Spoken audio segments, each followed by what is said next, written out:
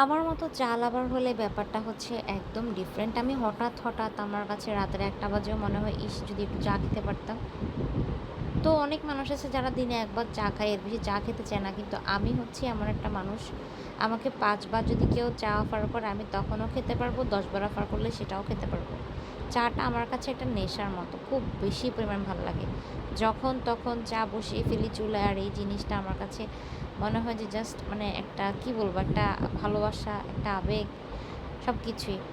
আর হচ্ছে চায়ের কাপটা অনেক সুন্দর হতে হবে, চা বসানোর পাতিলটা অনেক সুন্দর হতে হবে। আমার কাছে হচ্ছে এমন আরকি। মানে ওই যে একটা কথা আছে না, রসিক ভাতেও মরে শীতেও মরে। আমার দশাটা হচ্ছে ওরকম।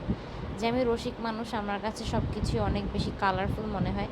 তো দেখেন আমি চাটা অনেক আয়োজন করে খাই। মানুষ আছে না একটা পার্টিতে যাওয়ার সময় অনেক আয়োজন করে পার্টিতে যায়। আর আমি হচ্ছে অনেক আয়োজন করে চা খাই, খুব সুন্দর করে। আর আমার কাছে মনে হয় যে যদি একটু সুন্দর একটা বারান্দা হতো, একটু সুন্দর ওয়েদার হতো, তখন মানে আমার কাছে না চা খেতে মনে হচ্ছে যে অনেক আয়োজন করে চা খেতে পারলে অনেক ভালো লাগতো। তো বাংলাদেশের বেশিরভাগ মানুষই অনেক চা লাভার, এটা আমি জানি। আমার মতো ক্রেজি লাভার কারা কারা আছেন যাদের সারাদিন চা খেতে ভালো লাগে? একটু হাত তুলেন তো।